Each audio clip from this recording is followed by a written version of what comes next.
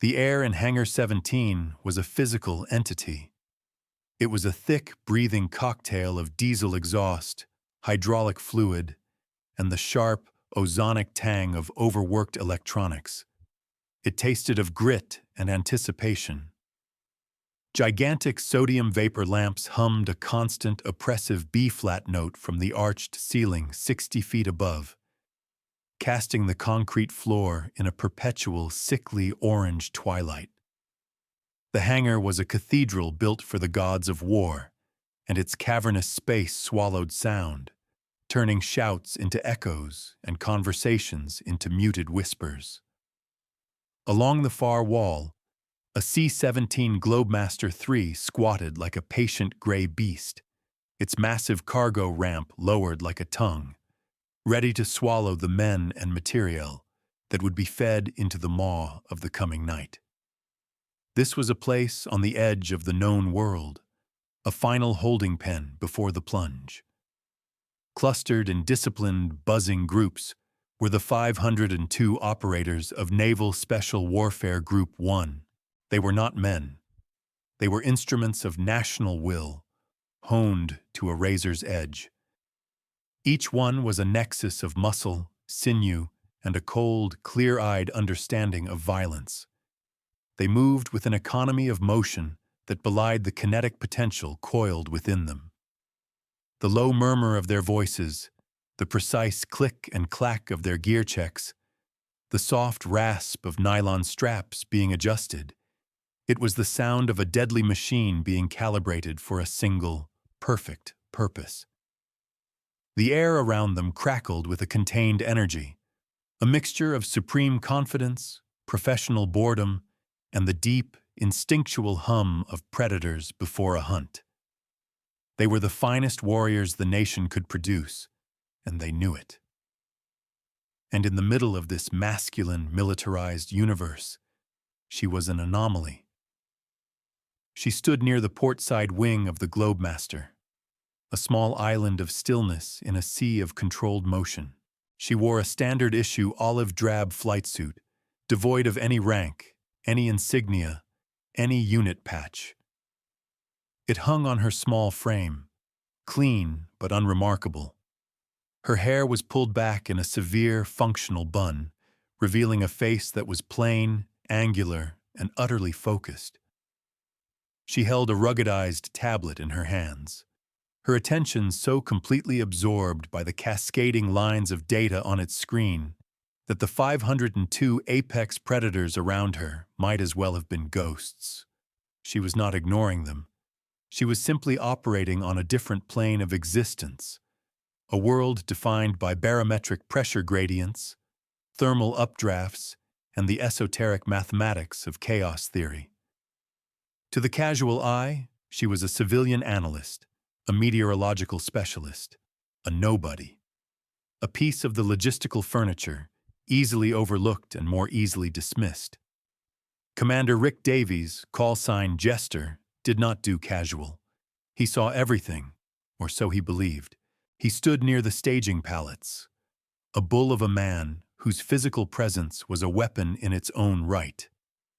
His jaw looked like it had been carved from naval tradition itself, and his eyes, a pale and piercing blue, missed nothing.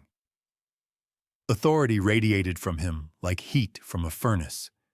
He was a Mustang, an officer who had risen from the enlisted ranks, and he wore this fact like a second uniform.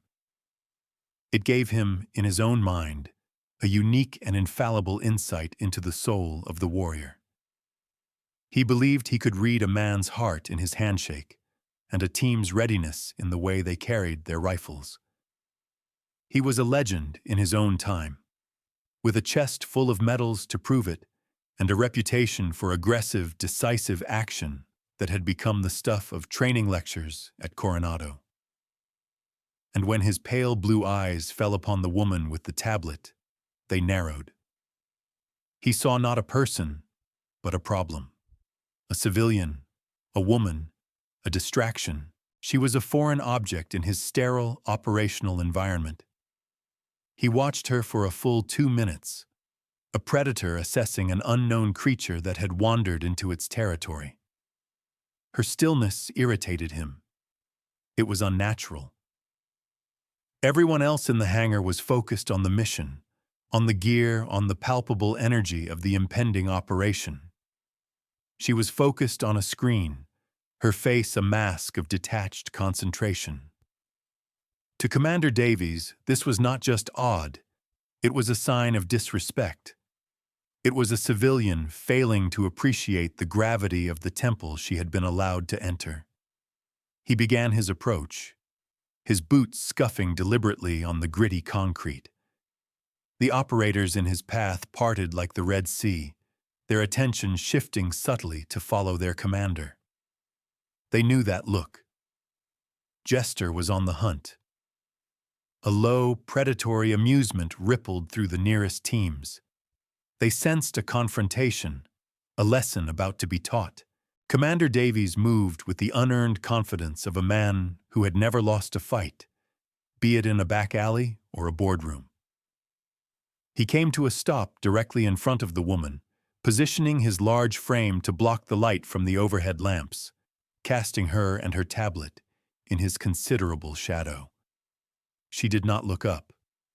Her fingers, slim and precise, continued to manipulate the data on the screen, swiping through weather charts and atmospheric pressure models that looked like a foreign language to the uninitiated. This, more than anything, stoked the fire of the commander's irritation into a controlled flame of anger. He was the center of this universe, the gravitational point around which all these men orbited. To be so utterly ignored by this data clerk was an intolerable affront. "You got something more important than a Tier 1 operational brief going on there, ma'am?" His voice was a low growl, laced with a condescending baritone that he had perfected over years of command. It was the voice of unquestionable authority speaking to someone who possessed none. For a moment, there was no response. The only sound was the ever-present hum of the hangar lights. Then, without looking up, she gave a single, almost imperceptible shake of her head. It was not a gesture of defiance, but one of pure, unadulterated focus, the kind of dismissal one gives to a buzzing fly. A few of the closer seals shifted their weight, a ripple of unease mixing with their amusement. This was not the expected reaction. The expected reaction was a flustered apology, a stammered explanation, a hasty deference to his rank and presence. The commander's face tightened. The jackal had not only danced at the edge of the lion's kill radius, it had failed to even notice the lion was there. "I asked you a question," he said, his voice dropping another octave, the feigned politeness of "ma'am" evaporating like mist. He took another half-step forward, deliberately invading her personal space. The scent of his sweat, stale coffee, and raw aggression washed over her. This time she responded. Her fingers stopped moving on the screen. Slowly, as if surfacing from a great depth, she lifted her head. Her eyes, a startlingly clear and intelligent gray, met his. There was no fear in them. There was no anger. There was no emotion at all. It was the calm, analytical gaze of a scientist observing an interesting but predictable chemical reaction. "Commander," she said, her voice quiet but carrying a strange resonance in the vast space. "You are mistaken. This data is not more important than your brief. It is the foundation upon which your brief is built. It is the only reason your brief has any relevance at all." The sheer, unadorned confidence of her statement hung in the air, stunning the onlookers into silence. Commander Davies blinked, momentarily thrown off balance. He had expected a mouse and found something else. But his ego, a massive and well-armored thing, quickly righted itself. He saw her response not as a statement of fact, but as a challenge to his authority. He chose to interpret her clinical tone as arrogance. He laughed, a short, sharp bark that was utterly devoid of humor. Is that so? You the new weather girl? Let me give you a little lesson. Out here, we don't get canceled on account of a little rain. My men will go through hell and high water, and your little charts don't mean a damn thing when we're kicking indoors. Now put the toy away and clear my hangar. The adults are working. The insult was plain, public, and designed to humiliate. It was a power play, a verbal shove meant to put her back in her place. The SEALs watched, their faces impassive masks, but a current of approval ran through them. This was their world. The commander was simply reasserting its natural order. Civilians, especially female civilians, were guests here at best, and obstacles at worst. The woman's expression did not change. The unnerving calm remained. She simply held his gaze. "Commander," she said again, her voice still level, still devoid of heat. "You are operating under a flawed assumption. You believe this is your hangar. You believe this is your operational space. You are, on both counts, incorrect." The audacity of it was breathtaking. It was like a minnow lecturing a great white shark on the nature of the ocean. Commander Davies's face, which had been tight with irritation, now began to flush a deep, dangerous red. The condescension in his eyes curdled into genuine fury. He was a man accustomed to violence, and his body began to prepare for it. His shoulders squared, his hands curled into loose fists at his sides. "You have 5 seconds to get out of my sight," he snarled, his voice a low hiss of compressed rage, "before I have you physically removed." She did not move. She did not flinch. She did not turn. Instead, she made a final, precise gesture on her tablet, locking the screen. Then she looked past him, her gaze sweeping over the assembled operators, over the massive aircraft, over the entire cathedral of war. For the first time, a flicker of something that might have been regret crossed her features. "There is no time for that, Commander," she said, her voice barely a whisper, yet it seemed to cut through the hangar's hum. "You have wasted too much of it already." And with that, she finally lowered the tablet to her side. The confrontation had reached its apex. The commander's authority had been publicly questioned. His threat had been ignored. In his world, there was only one possible response. He took the final step, his body tensing, his right hand beginning to lift, not to strike, but to grab, to physically dominate, to enforce his will upon this infuriatingly calm woman.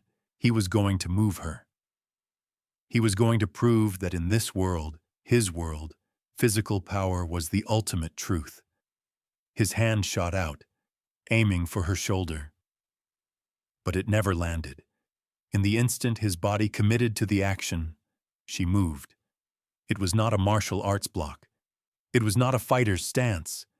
It was a movement of pure economic physics. She shifted her weight slightly, pivoting on the ball of her left foot. Her own hand came up, not to strike his, but to meet his wrist with her open palm. At the same time, her other hand gently touched his elbow. It was a movement so fluid, so precise, it was almost beautiful. She did not resist his momentum. She redirected it. She used his own forward aggression, his own mass and velocity against him. Commander Rick Davies, a 230-pound man who could bench press twice his weight, suddenly found the world tilting on its axis. His forward lunge became an uncontrolled spiral. His feet, which had been so firmly planted on the concrete, tangled beneath him. He was not thrown. He was not struck. He was simply undone.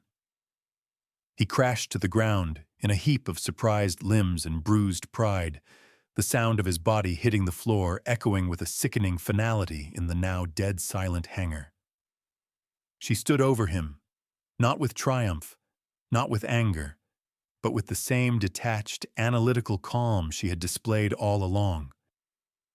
She looked down at the sprawled commander as a physicist might look at a failed experiment. And in that exact moment, as 502 operators stared in stunned disbelief, the world outside the hangar doors ended. It began not with a sound, but with a feeling, a sudden, violent drop in atmospheric pressure that made every man's ears pop simultaneously. The great, corrugated steel hangar doors, each weighing several tons, groaned in their tracks like a dying beast. The B-flat hum of the sodium vapor lamps was suddenly drowned out by a new sound, a low, terrifying moan that grew in pitch and volume with breathtaking speed. It was the sound of the sky itself being torn apart. Before anyone could process the first sensory assault, the second came. The wind. It did not rise. It detonated. A solid wall of air, moving at over 100 knots, struck the hangar. The massive structure shuddered on its foundations. Dust and debris that had lain dormant for decades were blasted from the rafters, creating a swirling brown fog in the orange light. Unsecured tool chests skittered across the floor like children's toys. Pallets of ammunition and supplies, each weighing thousands of pounds, began to slide, their immense inertia overcome by the sheer, relentless force of the gale. Panic, a foreign and unwelcome emotion, flickered in the hangar. The SEALs, trained for chaos in combat, were momentarily stunned by the sheer violence of this environmental assault. Their training was for enemies with guns, not for an atmosphere that had suddenly become a physical weapon. The lights flickered violently, then died, plunging the cavernous space into absolute darkness for a terrifying 3 seconds before the emergency generators kicked in with a guttural roar, bathing the scene in the stark, sterile white of backup LEDs. In the renewed light, the scene was one of incipient chaos. Men were shouting, their voices swallowed by the shriek of the wind. A few junior officers were yelling contradictory orders, their authority dissolving in the face of a crisis for which there was no protocol in their manuals. Commander Davies, still on the floor, was scrambling to his feet, his face a mask of confusion, rage, and dawning horror. His personal humiliation was forgotten, eclipsed by a far greater threat. His eyes darted to the C-17. The massive aircraft, fully fueled and laden with sensitive electronics and ordnance, was straining against its mooring chains. The wind was hitting it broadside, trying to lift its 60-ton wing as if it were a piece of paper. The mooring chains, thick as a man's wrist, were vibrating with a high-frequency thrum, groaning under a load they were never designed to bear. If one of them snapped, the aircraft would pivot, its wing would strike the hangar wall, and the resulting rupture and spark would turn Hangar 17 and everyone in it into a crater of incandescent fuel and metal. "Get the doors closed, now!" Davies bellowed, finding his command voice. But it was a useless order. The wind pressure on the outside of the hangar doors was astronomical. The hydraulic systems designed to move them were powerless against such a force.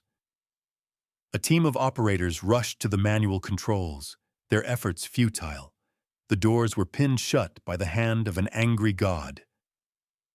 "Tie down that gear!" another officer screamed, pointing to a prototype stealth insertion vehicle.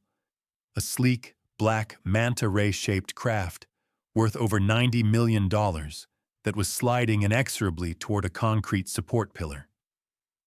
The failure of conventional authority was total and immediate. The men, accustomed to clear, precise commands in a firefight, were now faced with an engineering and physics problem from hell. Their leaders were shouting, reacting, but not thinking. They were trying to apply the tactics of combat to a problem of atmospheric mechanics, and they were failing catastrophically. The finely tuned machine of naval special warfare was grinding to a halt, its gears jammed by a force it did not understand and could not fight. In the heart of this rising storm of chaos and fear, the woman remained the eye of the hurricane. The moment the pressure dropped, the instant the wind hit, her posture had changed. The detached scientist was gone, replaced by something else entirely. Her body, which had seemed small and unassuming, now radiated an aura of absolute, unshakable purpose. The analytical calm in her eyes had not vanished, but had been forged into something harder, sharper, the crystalline focus of command. She did not shout. She did not run. She moved. She flowed through the chaos like water, her steps economical and certain. The men, lost in their own confusion, barely registered her passing. She reached the main command console near the hangar's administrative office, her fingers flying across a keypad, her touch sure and certain. She was not guessing. She was inputting a sequence she knew by heart. A schematic of the hangar's structural and utility systems flashed onto the main screen, data she had clearly studied and memorized. Then she spoke. And her voice, though not raised, cut through the din of the wind and the shouting with impossible clarity. It was not the voice of the quiet analyst from before. This voice was a weapon. It was imbued with a resonance of pure, unadulterated authority that silenced everyone who heard it. "All hands, cease current actions and listen to my voice," she commanded. The words were not a request. They were a statement of fact. The shouting died down, replaced by the howl of the storm. Heads turned, eyes wide with confusion and a dawning sense of awe fixed on the small woman in the plain flight suit. "You have 90 seconds before the primary port-side mooring chain on the aircraft fails due to harmonic resonance. When it does, the aircraft will pivot and impact the superstructure. You will all die." The clinical, brutal finality of her words hung in the air, colder and sharper than the wind. She had not offered a theory. She had delivered a verdict. Commander Davies, now on his feet, stared at her, his face a canvas of conflicting emotions. "Who the hell do you think you are?" he managed to yell, but his voice lacked its earlier conviction. It was the bluster of a man whose world had been turned upside down. She ignored him completely, her focus absolute. Her voice rang out again, each word a perfectly calibrated instrument of command. "I require 3 fire teams. Team 1, you will acquire 4 2-inch tungsten cargo straps from the forward logistics pallet. Team 2, you will man the auxiliary hydraulic winch on the port wall. Acknowledge." A grizzled master chief, a man who had forgotten more about combat than most men ever learn, found himself responding before he even knew why. "Acknowledged!" he barked, pointing at 2 of his teams. "You heard her. Go!" The men, grateful for a clear order in the chaos, moved with renewed purpose. "Team 3, the woman continued, her eyes scanning the structural schematic on the screen. "You will proceed to the C-17's forward landing gear. You will find a manual pressure release valve behind the axle assembly. It is painted yellow. You will bleed the hydraulic pressure from the oleo strut. Do not wait for my command. Begin bleeding it now. The rate must be constant. Too fast, and you will destabilize the airframe." This was not a language these men were used to. It was not the language of assault and breach. It was the arcane language of engineering, of physics, of a deep, intimate knowledge of the systems around them.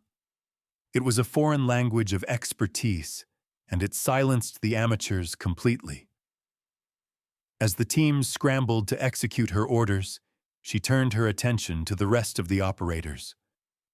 All other personnel, form human chains, link arms. You will secure all loose pallets, starting with the ordnance and moving to the Class 5 supplies. You are now ballast. Your job is to add mass to the system. Move. The effect was electric. The 500 men, a leaderless mob just moments before, were now a single, coordinated organism. They moved with the discipline and speed for which they were famous, but it was now channeled by her will.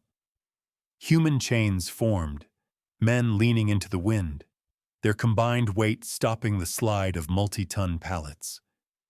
The hangar, which had been on the verge of catastrophic failure, was now a scene of intense, focused, and brutally effective action. The woman's masterclass was just beginning. She directed the winch team with a series of complex hand signals, guiding them as they attached the tungsten straps to a hardpoint on the hangar floor, and then to the C-17's main gear assembly. She was not just securing the plane, she was creating a counter-tension system, a web of support designed to dampen the vibrations that were threatening to tear the main mooring chain apart. She was speaking to the wind in its own language of force and counterforce. Commander Davies could only watch, frozen in a state of horrified awe. This was not leadership as he knew it. He led men. She was leading the very physics of the environment. She saw things he could not see. Stress points, harmonic frequencies, load vectors. She was playing a three-dimensional chess game against a hurricane, and she was winning. Every order was precise. Every action had a clear, calculated purpose. There was no wasted effort, no hesitation. The dawning comprehension of his mistake was a cold, sick feeling in the pit of his stomach. He had not just insulted a civilian. He had assaulted a master. He had been a child playing with matches in the presence of a god of fire. The magnitude of his foolishness was so profound, so complete, that it left no room for anger or pride. There was only a vast, empty chasm of shame. Just as the winch team pulled the final tungsten strap taut, a new sound entered the symphony of chaos, the piercing siren of an inbound convoy. The massive storm doors on the far side of the hangar, the ones leading to the main base, began to retract with a low, powerful hum, their systems clearly unaffected by the localized power failure. They were on a separate, hardened grid, a wedge of armored vehicles, led by a heavily modified Humvee with a forest of antennas, sliced through the driving rain and into the relative calm of the hangar. The Humvee screeched to a halt in the center of the floor. The passenger door flew open and a man emerged, moving with an urgent, deliberate stride. He was an older man, his face a roadmap of a life spent in service, his uniform crisp and adorned with the 3 silver stars of a Fleet Master Chief. It was Fleet Master Chief Russo, the Command Master Chief for the entire theater of operations. He was a living icon, a man whose quiet authority eclipsed that of most admirals. When he walked onto a base, generals stood straighter. Russo's eyes, sharp and practiced, took in the entire scene in a single sweeping glance. The straining aircraft, the human chains of seals holding back pallets, the newly secured winch lines vibrating with tension, and the small woman in the plain flight suit standing at the command console, her work seemingly done. His face, normally a stern mask of discipline, softened with a look of profound relief and something else: reverence. He ignored the stunned Commander Davies. He ignored the other officers. He walked directly toward the woman, his boots echoing on the concrete. The 502 operators, seeing who had arrived, stopped what they were doing. A hush fell over the hangar. the howl of the wind outside only serving to deepen the sudden, profound silence within. Fleet Master Chief Russo came to a halt 3 feet in front of her. He did not speak. Instead, he drew himself up to his full height, his back ramrod straight. He brought his hand up in a salute so sharp, so precise, it seemed to cut the very air. It was not the perfunctory salute given to a junior officer. It was the deep, formal gesture of respect reserved for a flag officer, for a visiting dignitary, for someone whose station demanded the highest possible honor. "Dr. Thorne!" Russo's voice boomed, filled with a respect that bordered on awe. "You are clear to command. We logged your override of the station's environmental controls. All base assets are at your disposal." The name descended into the hangar like a bomb. Thorne. Dr. Aris Thorne. To most of the men, the name meant nothing. But to the senior leadership, to the intelligence officers, to the men who had been in the special operations community for more than a decade, the name was a legend, a ghost story, a myth. It was the name that was whispered in the same breath as the Skunk Works or the Manhattan Project. It was the name of the person they called Ariadne. The narrator's voice would later fill in the gaps for those who did not know. Dr. Aris Thorne was not a meteorologist. She was the director of the Asymmetric Warfare Group's Environmental Dominance Division. She held a doctorate in atmospheric physics and another in chaos mathematics. She was a civilian, yes, but she held a special, congressionally mandated GS-18 pay grade, a position created specifically for her that granted her operational authority equivalent to a 4-star general in matters relating to her field. She did not predict the weather. She weaponized it. She designed the stealth infiltration routes that used thermal ducts to mask a helicopter's heat signature. She created the algorithms that allowed submarines to navigate uncharted undersea canyons using only gravitational anomalies. She was the architect of the very battlefield upon which these men fought. The storm outside was not a random act of nature. It was a hyper-localized microburst, a rare and violent phenomenon that standard military and civilian weather models were incapable of predicting. Her proprietary model, the one running on her tablet, had predicted it to the second. She had been in the process of issuing a base-wide alert when Commander Davies had decided to teach the weather girl a lesson. The realization crashed over the assembled SEALs like a physical wave. They were looking at a legend. The quiet, unassuming woman in the baggy flight suit was one of the most powerful and important figures in the entire special operations community. They were the tip of the spear, but she was the woman who forged the spear, who knew the precise angle at which it must be thrown, and who understood the winds that would carry it to its target. The Fleet Master Chief held his salute, his arm rigid, his eyes locked on hers. It was a public and undeniable validation of her status. It was a formal declaration to every man in that hangar that the chain of command had just been redrawn. The universe had been reordered. Dr. Thorne, for her part, simply gave a slight, tired nod. "Thank you, Master Chief," she said, her voice returning to its former quietness. "The immediate crisis is contained. Please see to the secondary and tertiary mooring points. The shear forces will peak in approximately 12 minutes. "Aye, ma'am," Russo said, dropping his salute with the same sharp precision.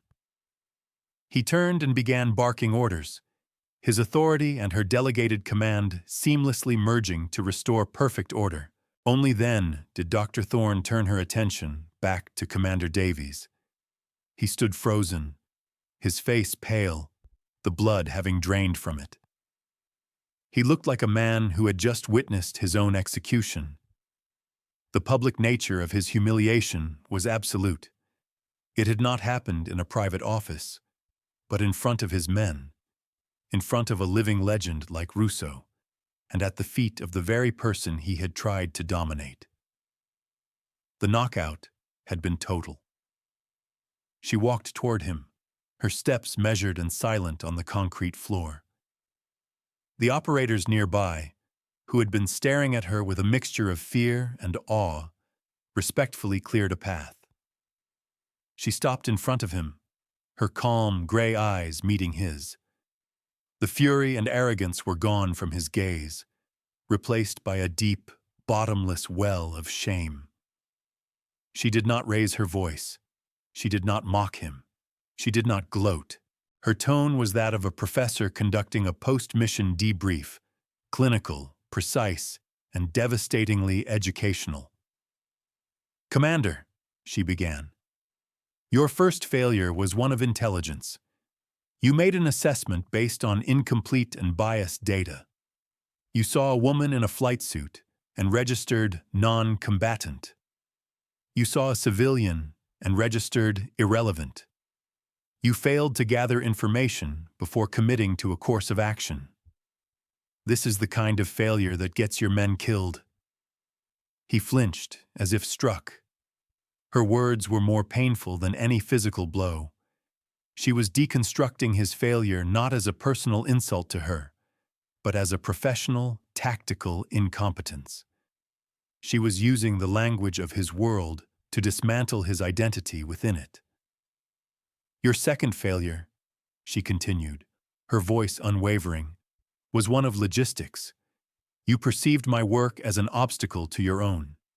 You failed to understand that in modern warfare, logistics and intelligence are not support actions. They are the main effort. The kinetic action your men were preparing for is merely the final and often simplest part of a much larger operational sequence. You tried to sweep the board clean before you even understood the rules of the game." She took a small step closer, forcing him to meet her gaze. "Your third and most critical failure was one of command. You substituted ego for authority. You used your rank not to lead, but to bully. You created a public confrontation to reinforce your own dominance. And in doing so, you distracted yourself and your men at the most critical possible moment. You wasted 112 seconds. According to my models, had you wasted 30 more, the probability of catastrophic airframe failure would have reached 97%.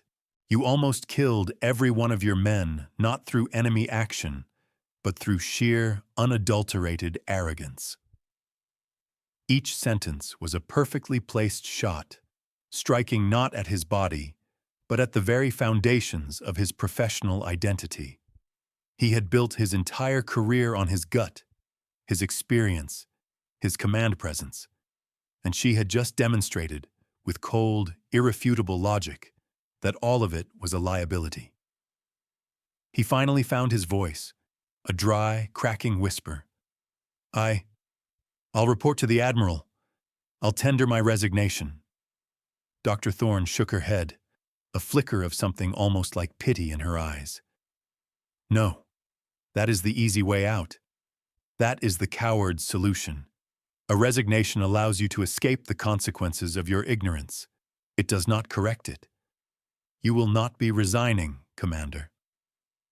She paused, letting the weight of her words settle in the space between them. "Effective immediately, you are reassigned. Your command is temporarily transferred to your executive officer. Your new duty station is as my executive assistant. You will carry my bags. You will manage my schedule. You will sit in every brief, and you will learn. You will learn about atmospheric mechanics, about logistical chains, about intelligence fusion. You will learn that the modern battlefield is not won by muscle, but by mind. You will learn that true strength is not the power to dominate others, but the discipline to control yourself. You will remain in this position until I am satisfied that you have unlearned the arrogance that almost cost these men their lives. Your re-education, Commander, begins now. Is that understood? He could only nod, his throat too tight to speak. It was a punishment far more profound than any court-martial. She was not destroying his career. She was forcibly rebuilding it from the ground up. She was subverting the very concept of punishment, turning it into a mandatory and deeply humiliating education. He would be a living object lesson for every man in his former command. The story of what happened in Hangar 17 that day passed into the lore of the Special Operations community. Like all such stories, it grew with each telling. The storm became a small typhoon. The number of SEALs grew to 1,000. In some versions, she threw the commander across the entire hangar. But the core truth of the story, the essential lesson, remained pure and unchanged. It became a teaching tool, a modern military fable told to new operators at Coronado and to arrogant young officers at Quantico. It was a story about the difference between style and substance, between authority and power, between noise and competence. Commander Rick Jester Davies disappeared from the operational world for 2 full years. When he returned, he was a different man. The swagger was gone, replaced by a quiet, thoughtful intensity. The booming voice had softened, the arrogance in his eyes replaced by a deep and abiding wisdom. He never commanded a SEAL team in the field again. Instead, he took a post as a lead instructor at the Naval Academy, where he became one of the most respected and effective teachers they had ever had. His favorite lecture, the one he gave to every incoming class of future officers, was titled "The Flawed Assumption." He would stand before them, a man who had been publicly broken and rebuilt, and he would tell the story of Hangar 17.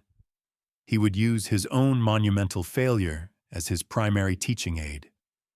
He taught them that the most dangerous enemy they would ever face was not on the battlefield, but in the mirror.